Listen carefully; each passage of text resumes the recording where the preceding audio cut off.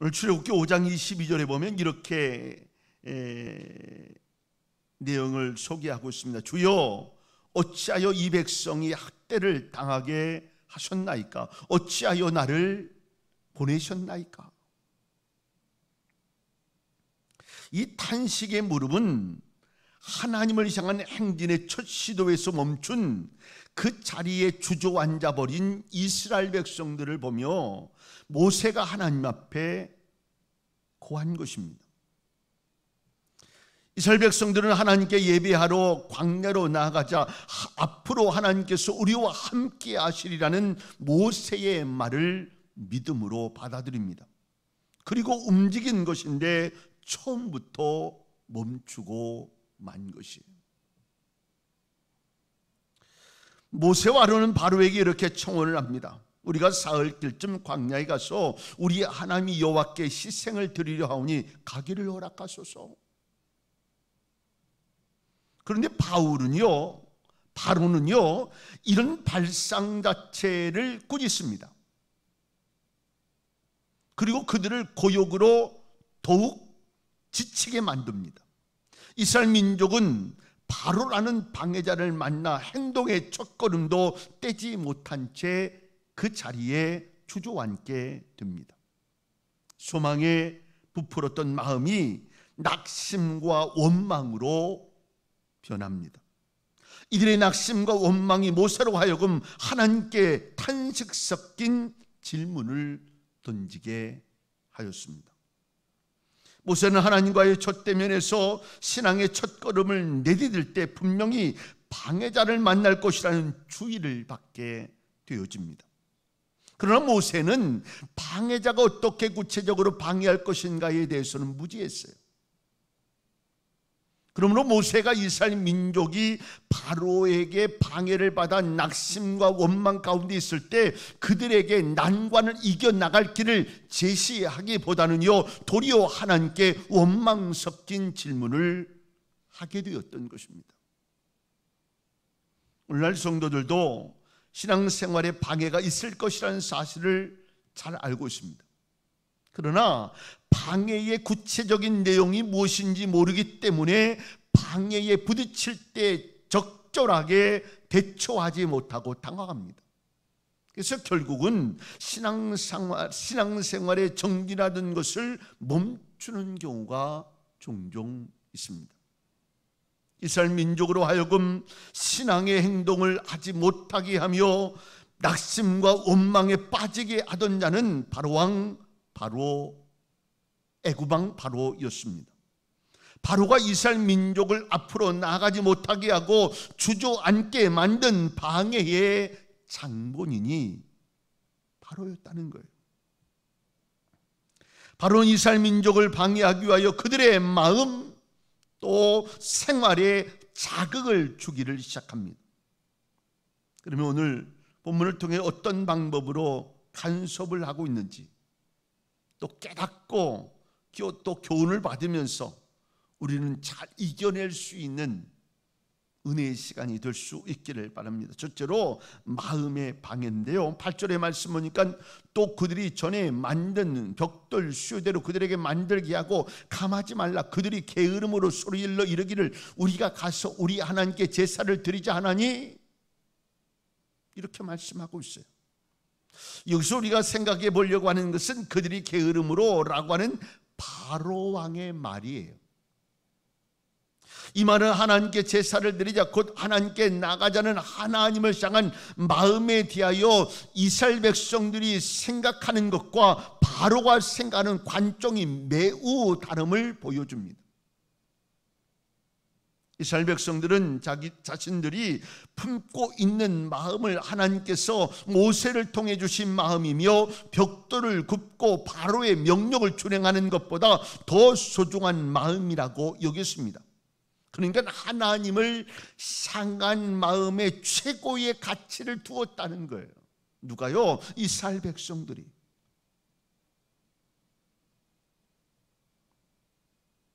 그러기에 그들은 바로에게 우리는 하나님께로 나아가겠다라고 담대히 이야기를 한 것입니다. 그러나 바로는 이스라엘 사람들의 하나님을 향한 마음의 모습을 고려해 볼 만한 가치도 없는 것이며 게으름 때문에 갖게 된 생각이라고 판단을 했어요.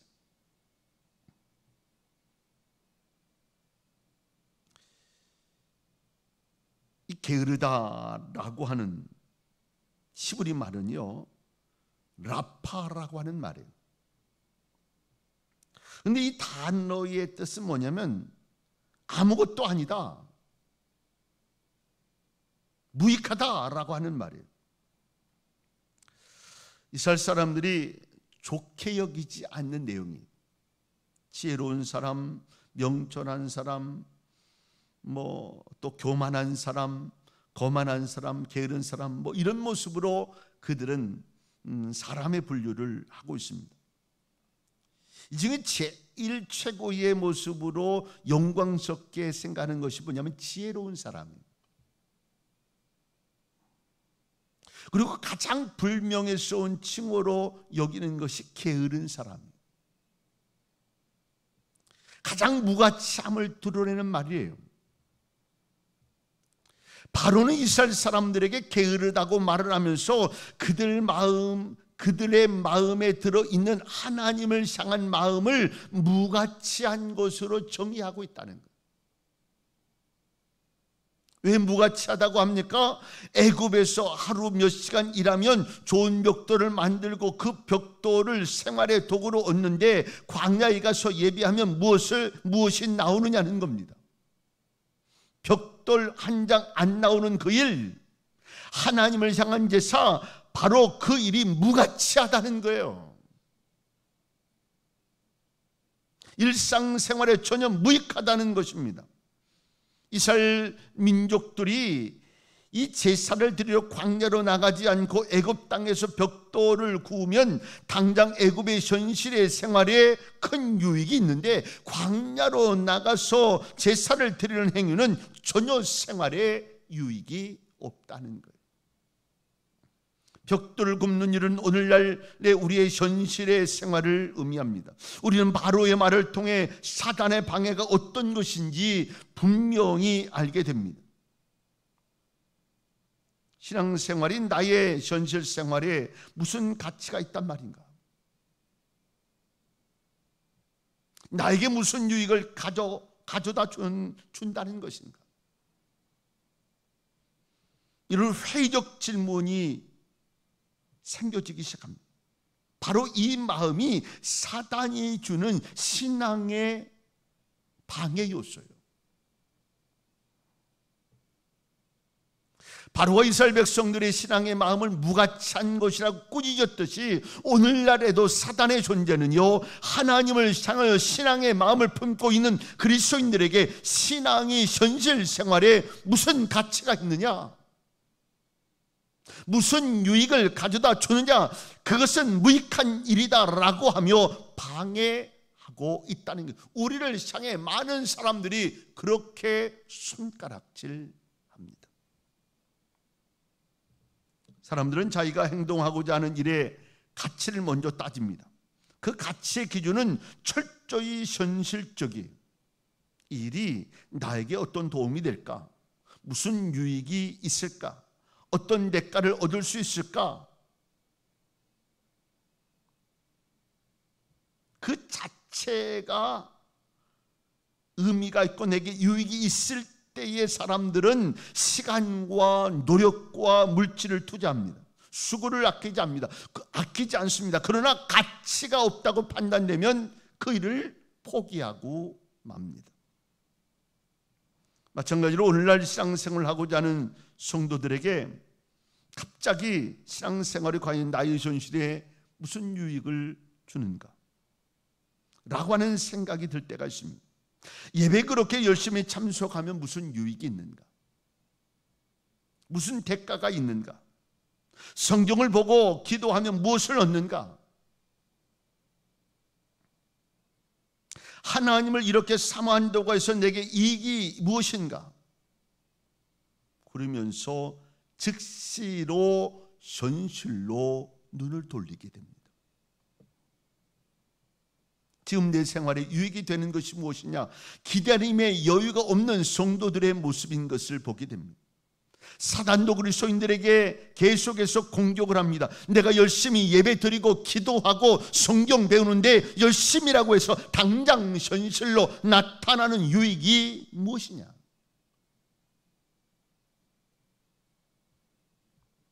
몇 시간 일을 하면 돈이 나온다. 그런데 몇 시간 가서 시간을 예배를 드리고 교회에서 있으면 내 생활에 무슨 유익이 있느냐?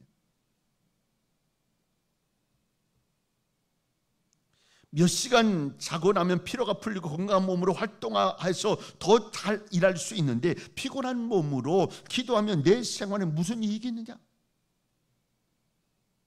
시험인데 공부하면 조금이라도 더 아는데 한 문제라도 더 맞추는데 교회 가면 그건 놓치고 있지 않냐? 자꾸 이런 회의가 느껴지게. 주일 예배에 꼭 참석하면 매상고가 10배가 오른다고 한다면 교회는 전도할 필요가 없습니다. 누구든지 하루에 성경 한 장씩 읽고 기도 1시간씩 꼭 2달만 하면 직장인은 자동적으로 진급을 하고 입시생은 모두 시험을 잘 친다고 하면 여기저기서 막 기도 소리가 넘쳐날 거예요.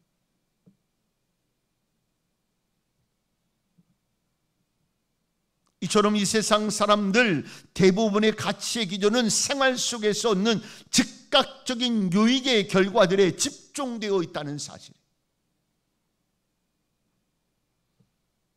그 때문에 마귀는 그리스도인의 마음속에 내가 하고자 하는 그 신앙의 생활에 너의 현실에 무슨 유익과 가치가 있느냐고 계속해서 우리에게 질문을 하고 있는 거예요.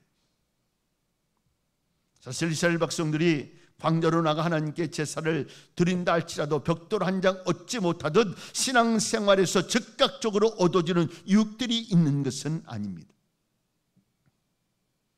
그러므로 사단이 성도들의 마음을 공격해 오면 믿음으로 심찬 신앙의 발걸음을 내딛던 그리스도인들이 주저앉고 쓰러지고 뒤로 물러서게 됩니다.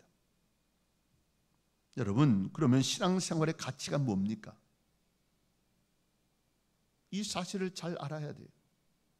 이스라엘 백성들이 벽돌 한 장 나오지 않더라도 광야로 나가기 원했던 것은 광야에 하나님이 함께 하시는 새 삶의 역사가 준비되어 있었기 때문입니다. 하나님께서 함께 하시는 삶, 바로 이것이 벽돌의 유익보다 더 중요하고 가치 있는 삶이라는 사실을 우리 성도들은 기억해야 합니다.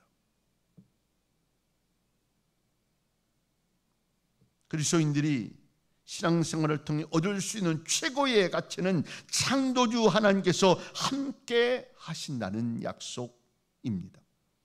그리고 하나님의 때에 하나님의 방법에 의해 당신의 생활 가운데 하나님의 역사가 나타나는 모습을 보는 거예요.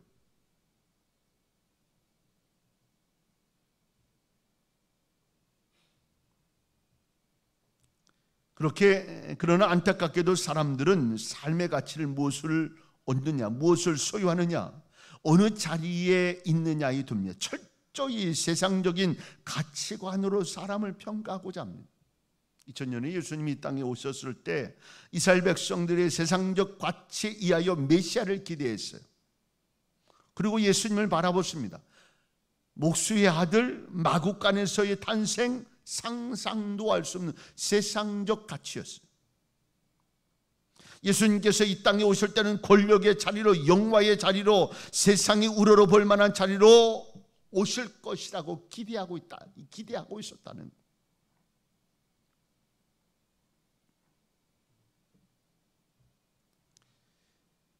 그리스도인이 예수님을 믿고 신앙의 길을 간다고 즉각적으로 현실의 유익이 따르고 일이 잘 풀리고 높임을 받는 자리로 나가는 은총이 따르는 것은 아니에요.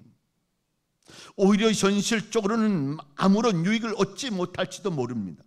하나님께서 예수 그리스도를 믿고 따르는 그리스도인에게 즉각적으로 현실의 유익을 주시지는 않지만 그가 처한 상황에서 섬세하고 세미한 손길로 동행하고 계신다는 사실. 그리고 하나님께서 원하시는 때에 그를 들어 높이는 역사의 손길을 펴십니다. 그 높이는 때에 대하여 성경은 이렇게 말합니다. 그러므로 하나님의 능하신 손 아래서 겸손하라. 때가 되면 너희를 높이시리라.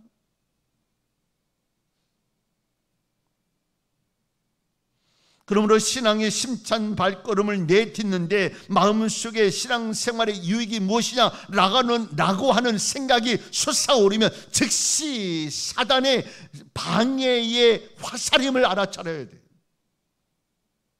정신 차려야 돼요. 그리고 눈을 높이 들어 환경이, 생활이, 처지가, 위치가 어떠하든 오직 창조주 하나님께서 함께 하심을 바라봐야 돼요.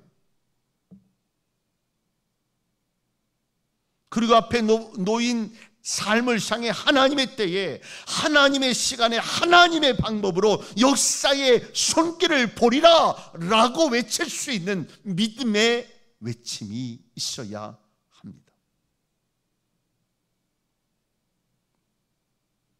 신앙생활은 벽돌을 얻는 것, 그 현실 생활의 유익에 즉각 결과가 오는 것이 아니라 창조주 하나님께서 당신의 백성들의 삶 속에 함께 하신다는 것, 하나님과 함께 산다는 것, 그 자체에 최고의 의미가 있음을 반드시 명심하실 수 있기를 바랍니다. 두 번째는 생활의 방해입니다. 바로의 두 번째 명령은 이스라엘 백성들의 일을 갑절로 힘들게 하는 것이었습니다. 그 사람들의 노동은 무겁게 함으로 수고롭게 하여 그들로 거짓말을 듣지 않게 하라. 너희와 함께하리라. 너희를 통해 놀라운 일을 이루게 하실 것이다. 모세를 통하여 이야기를 들었는데, 아니 그 말을 듣고 움직인 우리에게 어떤 일이 벌어진 것, 더 어려운 일이 생겨진 거예요. 그러니까 그 말은 거짓말이라고 느끼게끔 하라는 거예요.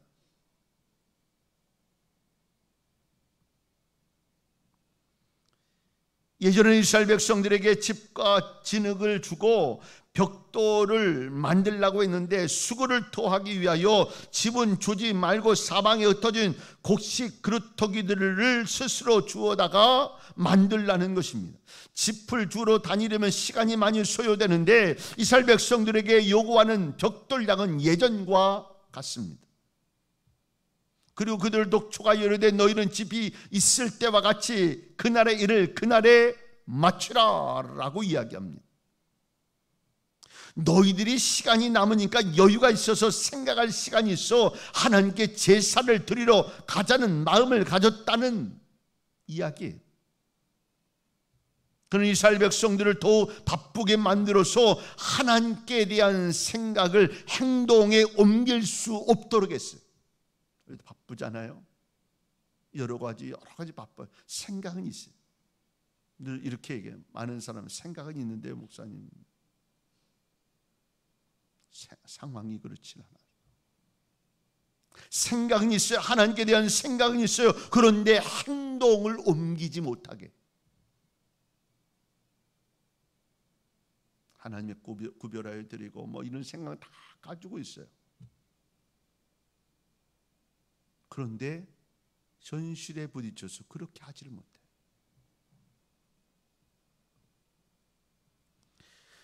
이것은 오늘날 사단이 그리스도인의 생활을 어떤 식으로 방해하는지를 가르쳐주고 있습니다. 생활로 다가오는 신앙의 방해 요소는 생활을 바쁘게 만들어 신앙의 마음을 잃게 하는 거예요. 정신없게 살게 하는 거예요. 그래서 내가 신앙으로 하나님께로 갈 수 있는 마음을 잃어버리게 하는 거예요. 사단은 한 사람이 하나님을 향한 신앙의 마음을 소유하면 그 마음을 스스로 잃게 만들도록 역사합니다. 일이 잘 안 되면 그 사람의 생활을 바쁘게 만듭니다. 아니면 그 마음이 공연히 바쁘다는 생각에 붙잡히도록 만들어서 신앙의 마음을 잃게 합니다. 오늘날 신앙생활을 하고자 하는 신앙인들에게 다가오는 외부적인 최고의 방해는 핍박이 아닙니다. 핍박을 받으면 우리가 신앙으로 잘 이겨내리라라고 생각, 오뚜기처럼 일어섭니다. 어려운 사건들이나 복잡한 문제들도 신앙을 방해하지 못합니다. 어려움을 당하면요, 아무것도 염려하지 말고 기도하라신 하나님의 말씀을 가지고 또 열심히 기도하기를 시작합니다. 그러나 바쁜 생활에 처하면 여지없이 쓰러져요. 여유가 없어요.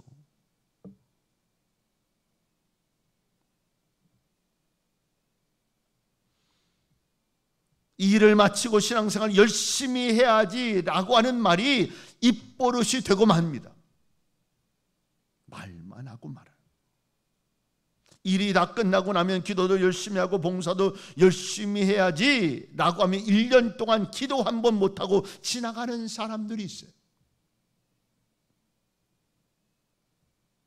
일단 들어온 신앙의 마음은 이 일 저 일을 하고 난 후면 이미 시들어 힘을 잃어버리고 만다는 사실을 기억해야 돼요. 주신 마음은 그때 해야 해요. 은혜의 마음은 그때 해야 돼요. 이 일 저 일 하고 난 후에 이제는 마음이 시들어서 힘을 잃어서 할 수 있을 모습이 생겨지지 않아요. 그러므로 바쁜 세상 속에서 신앙의 마음을 행동으로 옮기지 못하는 사람들을 향해서 에베소서 5장은 말씀합니다. 그런 종 너희가 어떻게 행할 것을 자세히 주의하여 지혜 없는 자 같이 하지 말고 오직 지혜 있는 자 같이 하여 세월을 아끼라. 때가 악하니라.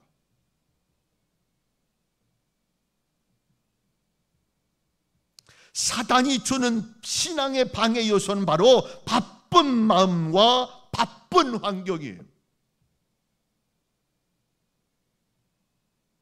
이렇게 이야기해요. 하나님도 아시겠지.